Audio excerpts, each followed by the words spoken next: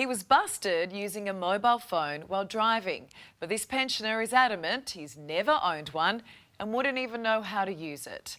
In court, the magistrate called him a liar, but Frank's standing firm. He's fighting the fine. It looks like I'm guilty on it, but I'm not. And I don't own one, I don't use one. People are going to find it hard to believe that you don't own a phone in this day and age. How do you get by without one? Oh, well, just don't need it. Frank Singh is living an old-fashioned life in a modern world. At 77, he hails from a time most of us have forgotten. He prefers face-to-face conversations and likes to read a hard copy of the newspaper.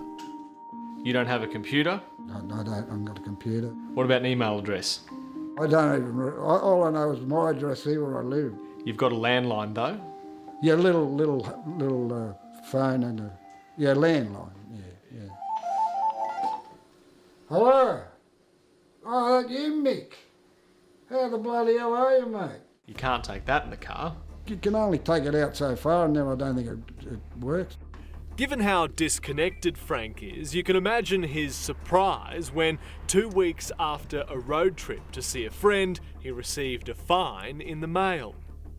And I thought, what in the bloody hell's all this about? Like, I don't own a mobile phone. Never owned a mobile phone. I don't know how to use a mobile phone. I thought, what a lot of shit. But this is the evidence Revenue New South Wales says proves Frank is in the wrong. Images taken by mobile phone detection camera on the Pacific motorway show Frank holding something in his left hand, but he insists it's not a phone. If it's not your phone, what is it? I think it could be my wallet. All right, well, let's see your wallet. Have you got your wallet on you? Yeah. Okay. And there's the photo. Yeah. And so you think you've picked up your wallet? I think I have. Frank's housemate Margie says the Rabbitoh's tragic is a lot of things, but a liar isn't one of them. I've known him to be kind, honest and forgetful. He's forgotten what he was doing at the time, hasn't he? Oh, it seems like it. Frank says he can't specifically remember holding his wallet, but claims he may have put it on the passenger seat after stopping for fuel. You can't make phone calls off your wallet. No. What about off my phone? No. Could you work my phone if I gave that one to you? I have no idea. Would you be able to make a call for us on that? I honestly would not have a clue what to do. Even if that rang now, I wouldn't know how to press it to answer it. There you go. It's making a noise now. Someone's calling you now. Do you reckon you could answer that one for us? I don't know how to. Look, I don't know. I can feel it vibrating and that's it, but no, I don't know how to. Because Frank just doesn't have a phone, I thought it would be quite an easy process to get it dropped. And what did it turn out to be? A schmozzle. Yeah, it's been difficult at every step. Friend Kishori has taken up the fight to help Frank because, ironically, he needed a mobile number and email to lodge an appeal.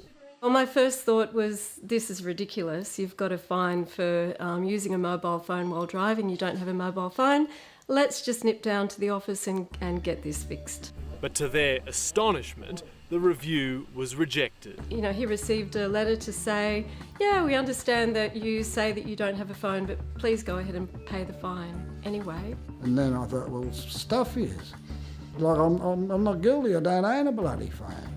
Thinking he'd be deemed innocent until proven guilty, Frank decided to go to court, but claims his side of the story, once again, fell on deaf ears. You know, she wasn't in a very good mood, I don't think, the magistrate that morning. When Frank tried to say, I don't have a mobile phone and I've never, she butt in and she said, you do own a mobile phone. The Byron Bay magistrate warning Frank if he is found guilty, he'd have to pay not just the $362 fine, but also thousands of dollars in legal costs to Revenue New South Wales. And I'm thinking, oh, look, thousands, and I'm thinking, I don't own a bloody phone, what's going on here? Well, it can be catastrophic for somebody who's a pensioner to run all this way for the better part of a year, to argue a point and then lose that point.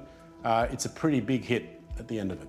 Lawyer Richard Mitri. If you're charged with a criminal offence, normally it's that you're innocent until you're proven guilty. But it's actually the other way around in most traffic offences. So in this case, you're assumed that you've done the wrong thing based on the fact that a camera snapped you and the camera thought you were doing the wrong thing. It's become a right royal mess now. Frank, why don't you just pay the fine? Because I'm not guilty. If I'd done it, I'd say, all right, well, I was driving along. I was yappering, which you shouldn't do, and I'm in the wrong. I'll pay the bloody fine and that's it. But not when you haven't done it. Can you look me in the eye and say, I'm not guilty? I'm not guilty, Your Honour. A current affair reached out to Revenue New South Wales, which promised to look into Frank's case. Then, lo and behold, a change of heart. Frank's fine finally cancelled and he's no longer required to appear in court.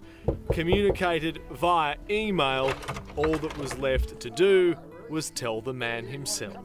Oh, you little bloody beauty. Oh, how good's that?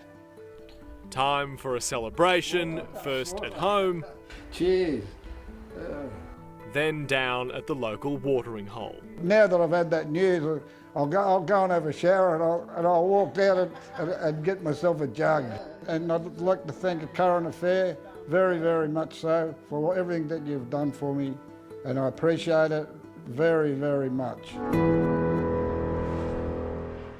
Good on you, Frank. A well-deserved drink after a well-deserved win.